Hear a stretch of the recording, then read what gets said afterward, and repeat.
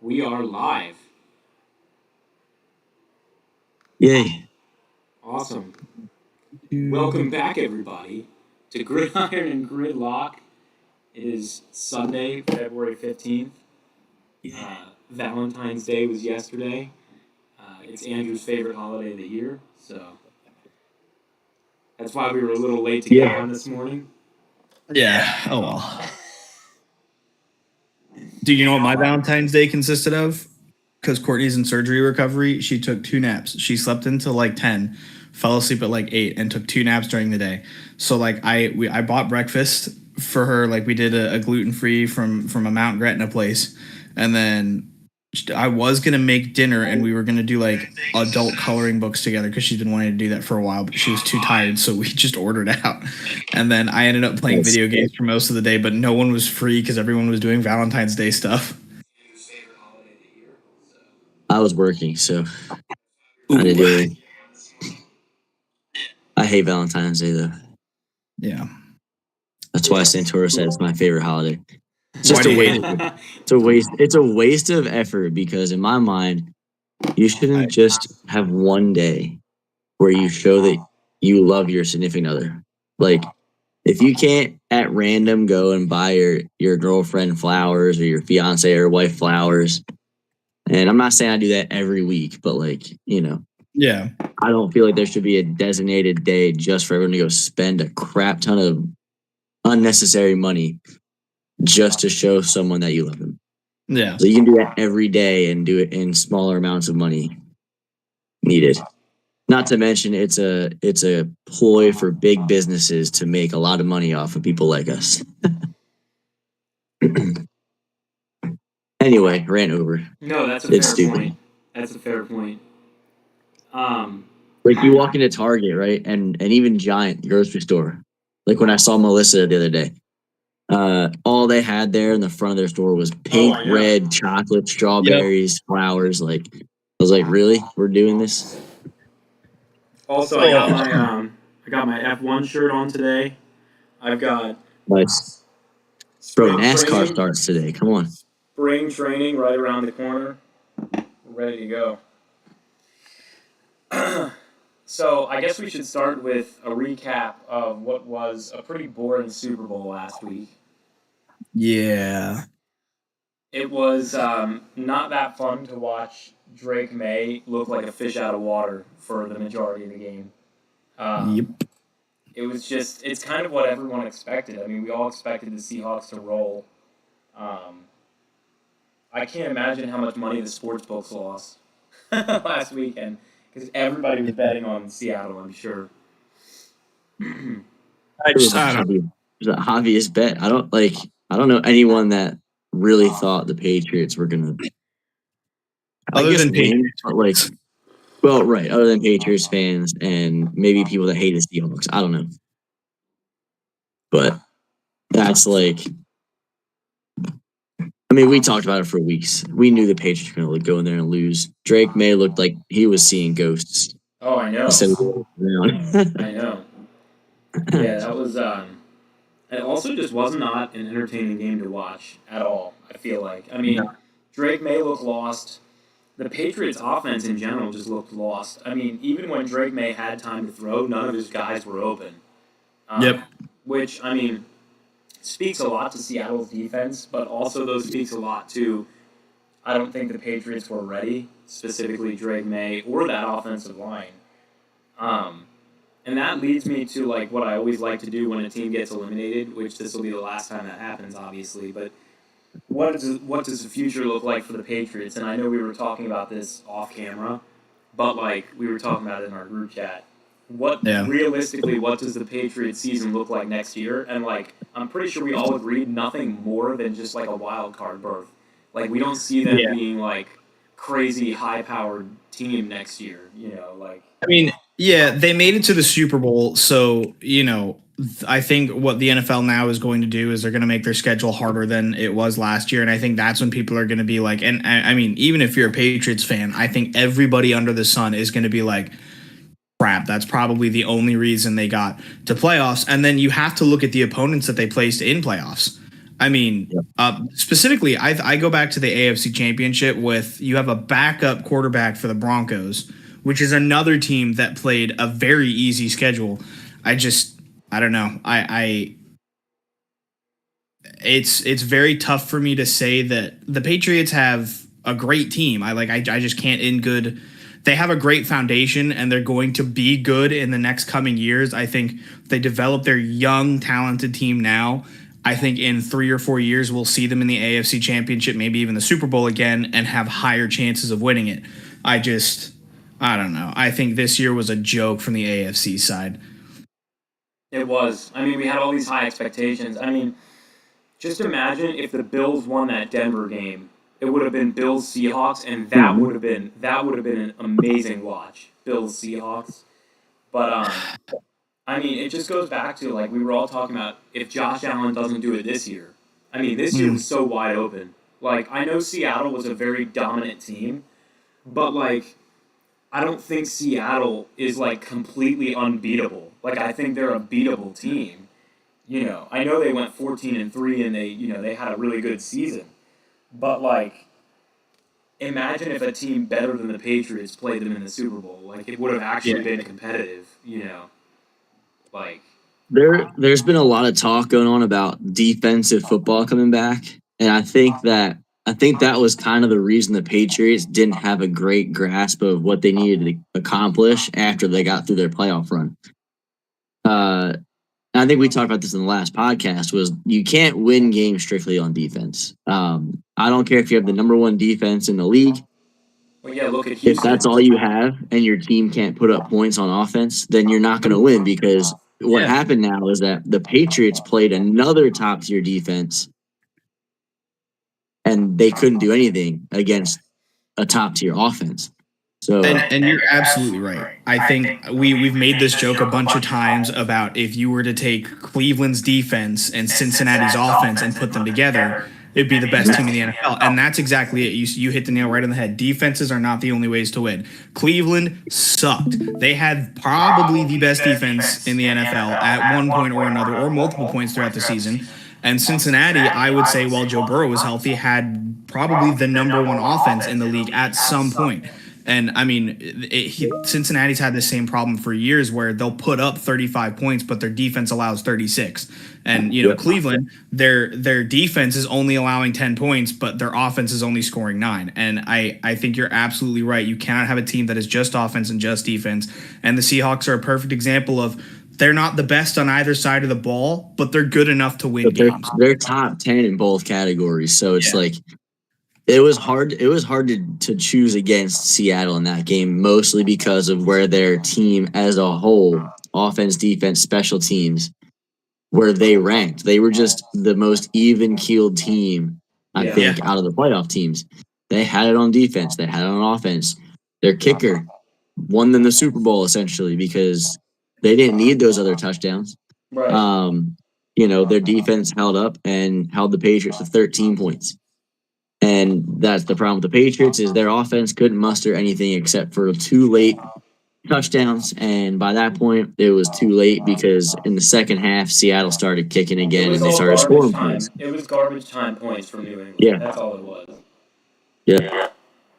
Now, I don't know how much of that was the incapable coaching staff on New England's part to create changes in the game plan, or actually just to create a game plan that worked against the Seahawks in general. But we also talked about this the last couple of times, is when your coaching staff is, I guess I'll say, young. I mean, I don't think Mike Vrabel's not a young coach, but at least as far as years in the league, like Mike Vrabel is very tenured in the league, but he doesn't have that much head coaching experience if you look at his entire coaching life. This is his second team head coaching for? Yeah, I think. Yeah, Tennessee and then here. You kind of in a way multiply the youngness of your coaching staff when you have a young quarterback and a young offense, because it doesn't really matter much what the coaching staff does. They're still going to be unpolished. Yeah. That's why you see a lot of these teams with veterans that are on their offense or defense. All those veterans have the chance of being secondary coaches. And what they do is they show the the work ethic involved in competing in the playoffs. Perfect example And, would be yeah, Cooper go ahead. Cup. Cooper Cup. I Right. mean, he coached JSN the whole year, and then you see JSN at big numbers. Cooper Cup Mhm. won a Super Bowl, with the Rams. He was Super Bowl MVP that year. Then he comes to Seattle, and you cannot tell me he didn't have an impact in that sort of way, Yeah. Yeah, I think, and talking about the Patriots' future, they do have a bright future. You look at all the young talent they have. Now they got to sort out their offensive line, apparently, but Yeah. that was atrocious watching them try to block for Drake May. But they have a bright future. Fix the line issues, but they have the young quarterback talent. Their coaching staff is good. Mike Vrabel is he's a top tier head coach. And that speaks volumes considering he went from not making playoffs to Super Bowl in 2 years, essentially. But all jokes aside, I don't think they're going to go like 3 wins. I do think they'll probably make the playoffs again, but that schedule next year is going to be the real test when they're playing top teams in each division across the board, as well as getting the, I think I don't know who they're playing next year as far as the NFC division, but they're going to have a harder time playing that division than the NFC South, Yeah. Right. No, I agree. I mean, Sam Darnold played just well enough to win that game. I mean, he didn't do anything too crazy. If you look, I mean, Kenny Walker with a He very didn't have to, deserved. though. Yeah, I know. I mean, Kenny Walker had a very deserved Super Bowl MVP. I mean, 135 rushing yards on No 27 chocolate shoe and carries. marinara. Go. Yeah. Oh, we were That's where I close. disagree that the MVP should have been the kicker. Let's just I would name agree it with correctly. Like, I know that a kicker being MVP is not ideal and it doesn't pass the eye test for a lot of people, but when you look at the game and that was the only guy scoring remotely anything close to points until the fourth quarter, essentially, I don't know. That guy deserves some credit because he kept the momentum and the pressure on New England the entire time I mean, by until the that fourth quarter. by that logic, you could have also said Dixon, the punter. I mean, he was crazy. He Yeah, punted but he wasn't scoring points though. No, but That's the like only difference. all of his punts were like extremely long, and like field position was That's true. The not a Patriots problem. had a heck of a time Oh with field yeah, position. yeah. They did not have. Sorry, go ahead. They didn't have very many. I don't even think they had maybe like 2 drives that started past the 35-yard line.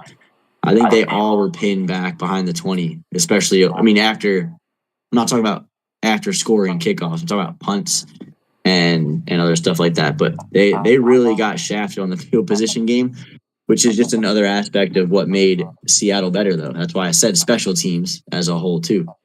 Right. Well, I I would mean, like to point out Kenneth Walker. I think it was 27 attempts for 135 yards, no touchdowns, right? Yeah, exactly. yep. I mean, you're looking at 5 yards per attempt. If you take every other aspect of this game out of the way and you say the person that got MVP had less than 30 attempts for less than 150 yards and didn't even get 8 yards. I think the average in the NFL is 8 yards per attempt. And the longest one was only 30 yards. I would look at that and laugh at you and be like, why did they get MVP? And I think it's part of the reason why Roger Goodell and the NFL cannot, put a kicker as the MVP, because then they have to admit, well, crap, we just sent 2 teams that like couldn't really do anything and didn't have an amazing quarterback. They didn't have a Josh Allen or a Lamar Jackson at quarterback. They didn't have like, I look at Christian McCaffrey. I think Kenneth Walker is a great running back, but he's not up there with McCaffrey. He's not up there with Derrick Henry. He's not up there with, I'll even say Bijan Robinson's a better running back than him. Oh yeah, yeah. I just and I think that's the thing that the NFL like hit the Super Bowl and they were like, well, crap, now we can't put the kicker even though he got more points than anybody else on the field. Yeah. The only The NFL has a voting problem when it comes to these kinds of things. And I think that's something that they kind of need to address because I'm not sure who votes on the MVP. Is it like it's like a is it committee. the fans or is it a committee? They may have like a separate committee for Super Bowl MVP. I wouldn't be surprised. They have a committee have a for voting it. problem because I agree with that assessment that when you have a guy that literally didn't put up points as your MVP, like You can't sit here and tell me that a running back for Seattle won them that game when their defense absolutely shut down New England. Yeah. And their kicker scored what, 12 or 15 points before anyone scored a touchdown. And like their kicker almost had the game-winning points in terms of that. Like, I mean, I'll give a rebuttal here once you guys are done. But I mean, the response you to can that give it would, now. the response would be, who got them into field goal position. That would be the argument, because guess. without Kenny Walker's yards, they're not moving the ball down the field. Because Sam Darnold, I'm not saying he had a bad game, but it was by no means No, a great game. it wasn't his best. No.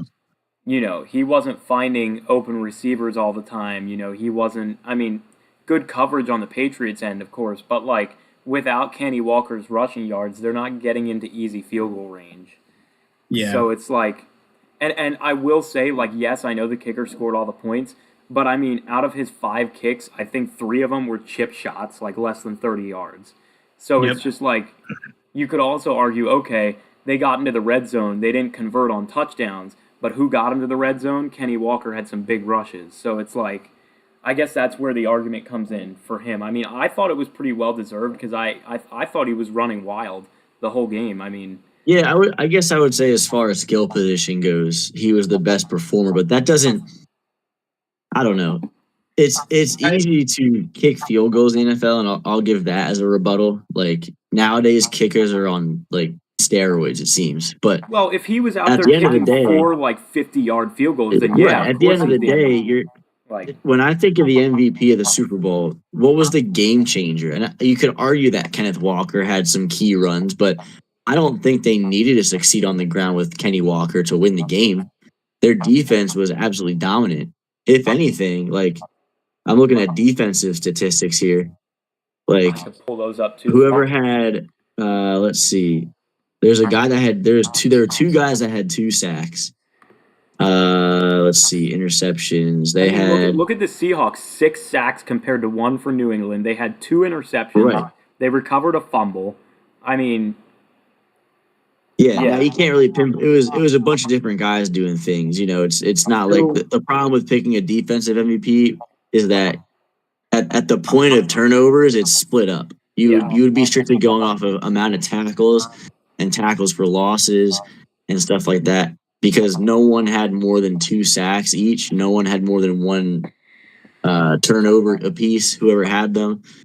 But that's where you go back to the offense. The guy who scored points consistently and who basically single-handedly won them that game, because he scored, he scored 3, 9, 12, 15 points. He scored 15 points in the game. That was enough to beat New England single-handedly. Yeah, they could have not scored both of their touchdowns and still won the game, the way their defense was playing. So I don't know.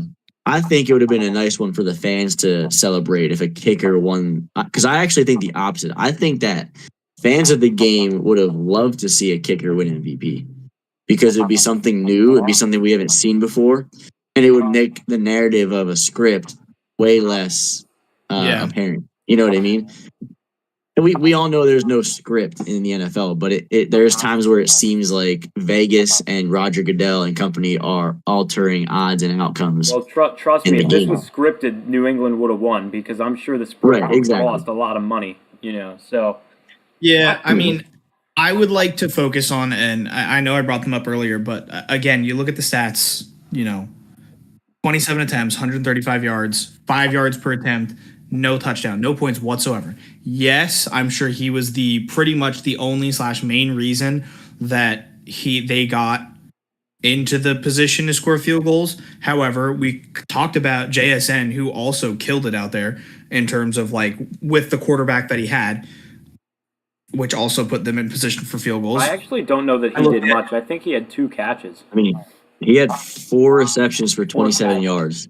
Oh, never mind. Who am I thinking of? The receiver Cooper had 61 yards. Yeah, but even he didn't score anything. AJ Barner scored 1 touchdown, and then what was their other touchdown?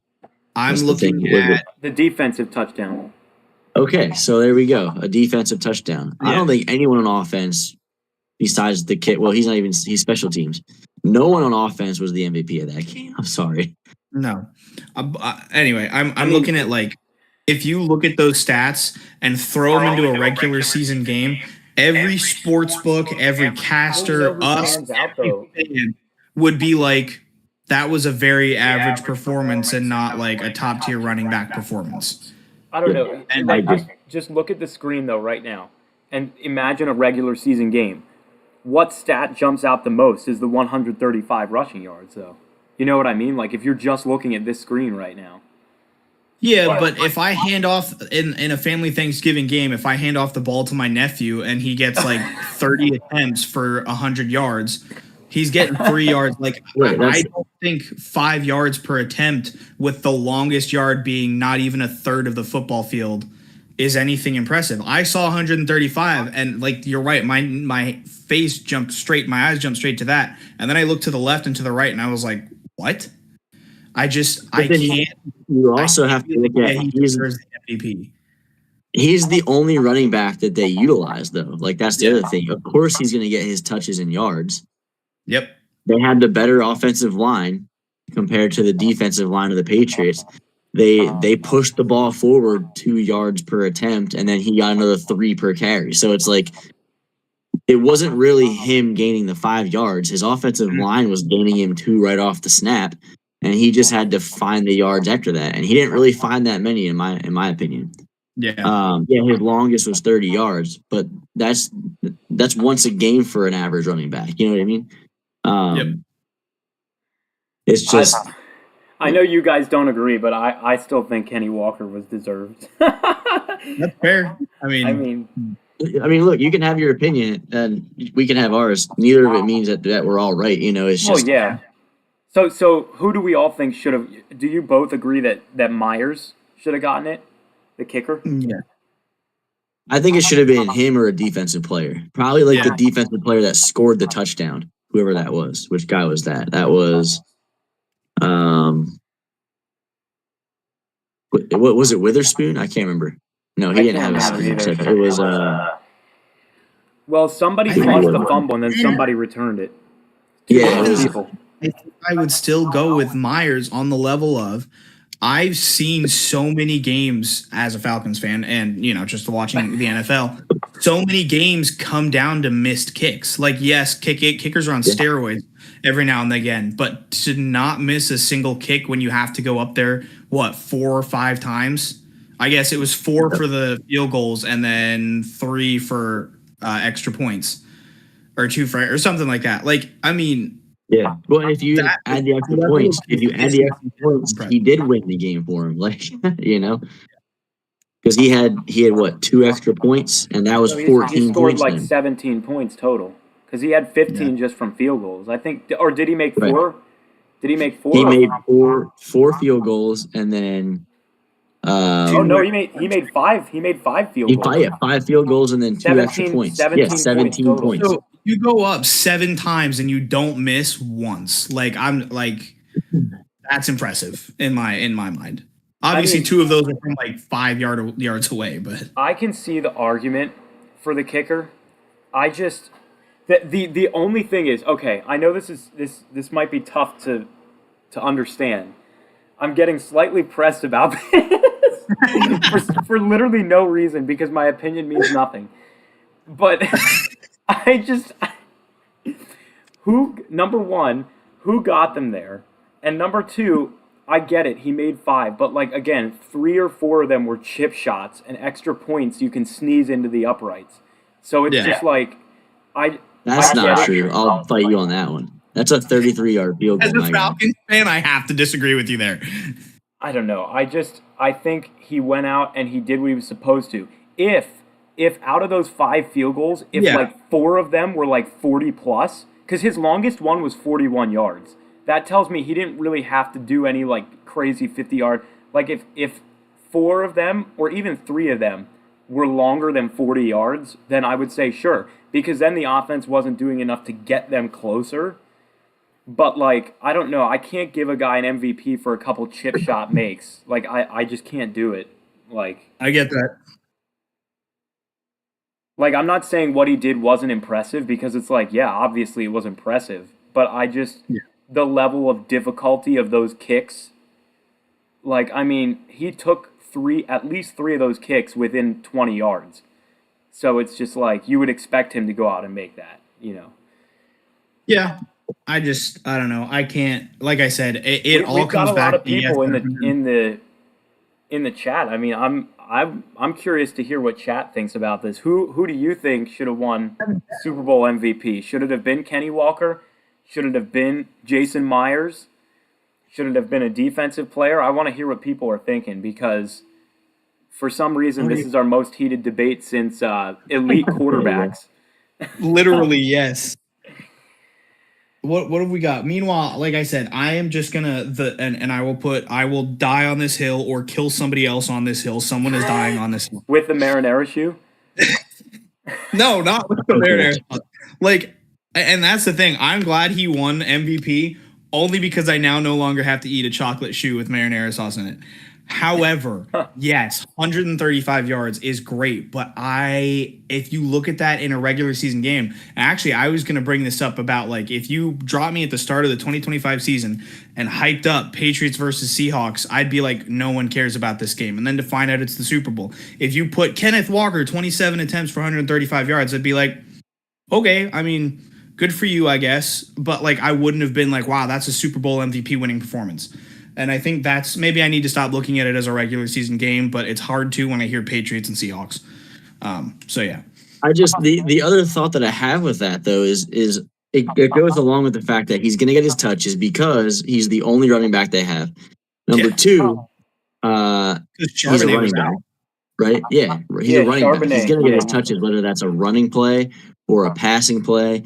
And the other thing that you have to think about is the situation piece. They didn't have to throw the ball. I know they did quite a bit, but they didn't have to throw the ball to win that game. And so the amount of it.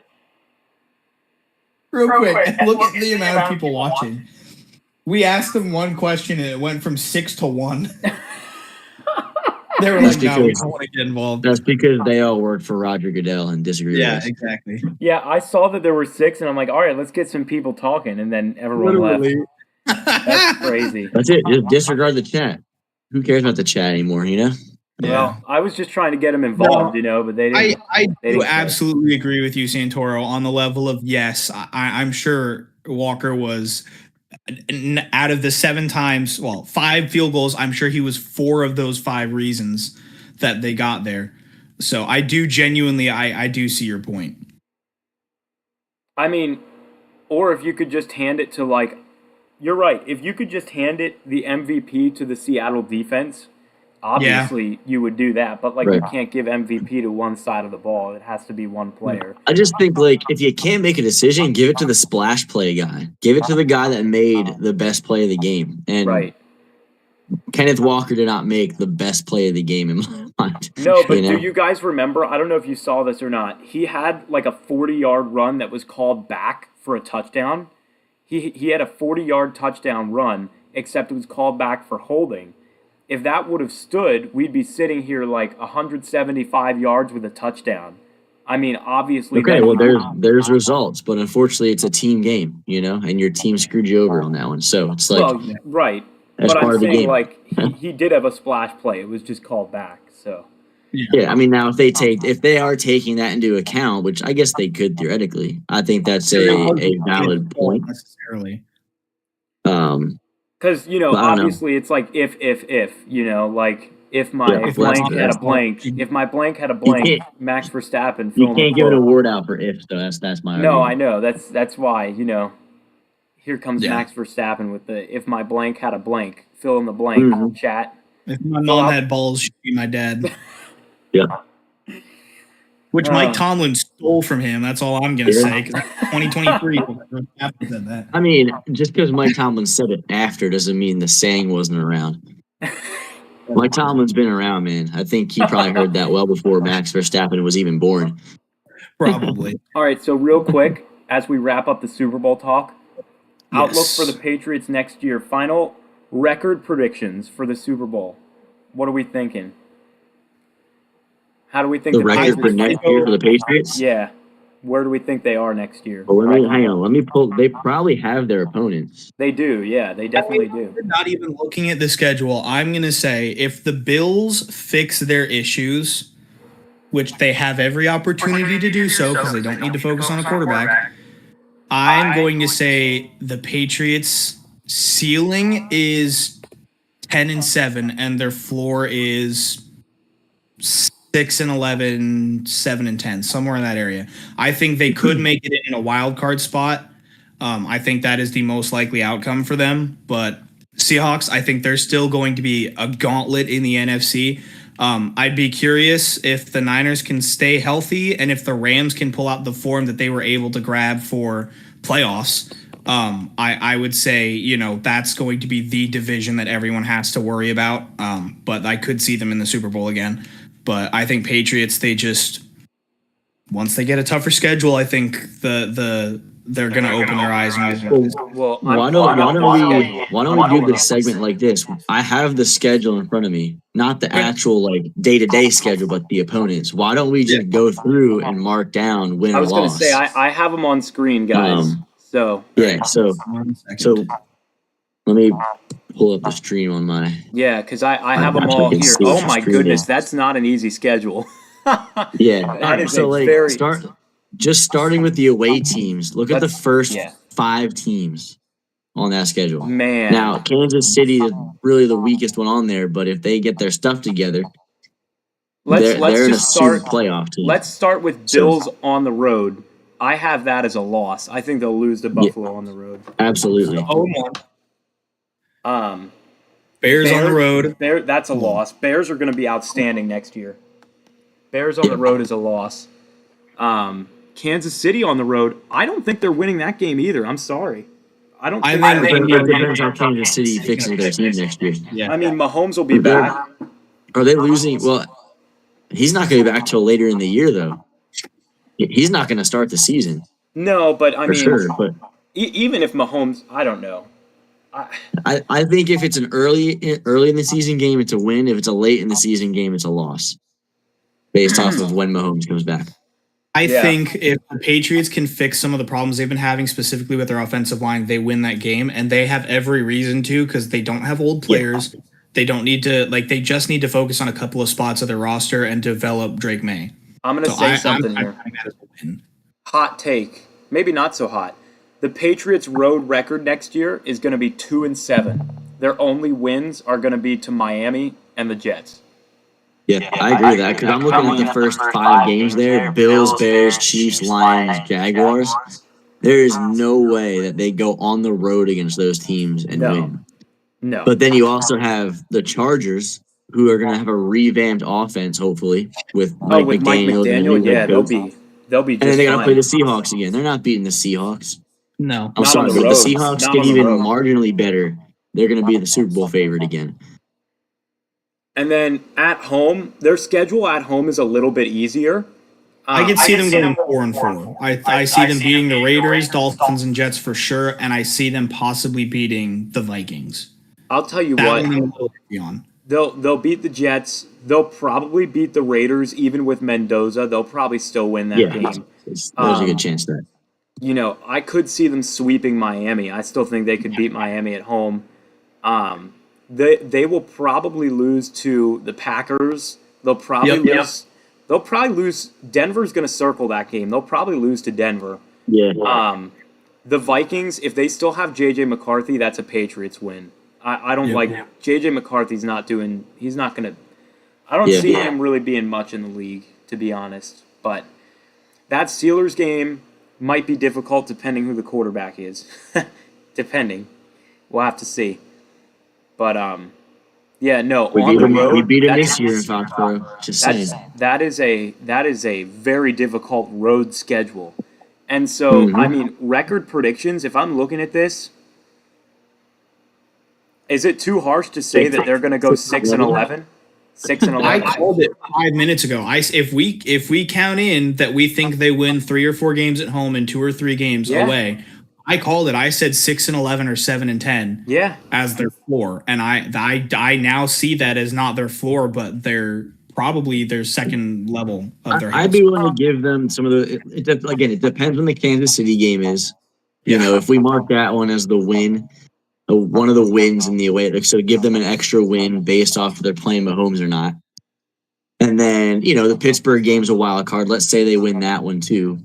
That's 8-9 max. Okay, so 8 wins. That's not making the playoffs again, especially in that division. And the AFC's got too much talent to have an 8-9 wild card team. It's just not happening. I'll tell you what, the fact that they have to play the NFC North next year, that's not going to go well. Yeah. Like, how many teams from I think they just play the Seahawks from the West. They've got that must be their 17th game or something. Yeah. Yeah. So, I mean, here's the thing. They're going to get the Seahawks. Wouldn't it be something that there's no way the NFL does this, but the Seahawks are going to get the first game of the season. It'd be really funny if they scheduled Seahawks Patriots for the first game. Oh, God. I hope they don't do that. They should do that. I have a quick idea. Let's do like, can we do this for our favorite teams? Like, look at our schedules coming up for our 3 favorite teams. Absolutely, we should. So final predictions then for New England. Then final predictions. 6-11. Final 6-11 prediction is good. I'm going to give them the benefit of the doubt. 7-10. So are we all agreeing that we think New England will miss the playoffs next year? Then I think they will. Now that I see their schedule, yeah, there's no way. I think they'll miss. Yeah, It'll all depend on how much talent they draft and how their offseason goes. But if they seem like marginally better, then maybe they can squeak out a couple more wins. But the way their team is built right now, unless they fix that offensive line and they get a couple more skill guys, specifically on offense that can get open, I think they're stuck at 6 or 7 wins. All right, let me pull up. I guess we could each pull up our own team if we have access to that. we could. And then each one of us can run that section for our teams.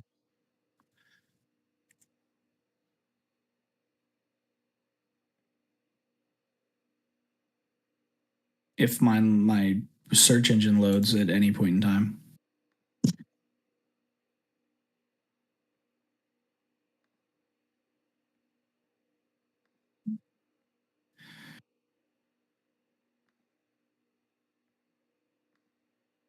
Okay. Oh, there was an update. That's why.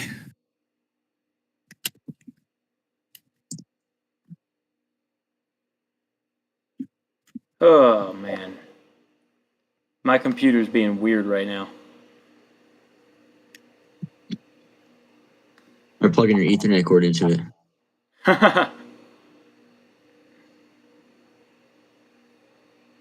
Except the cookies. Oh man.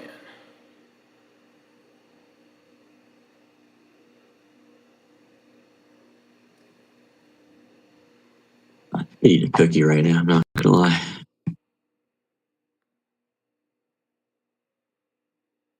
Oh, why does my computer do this so to me?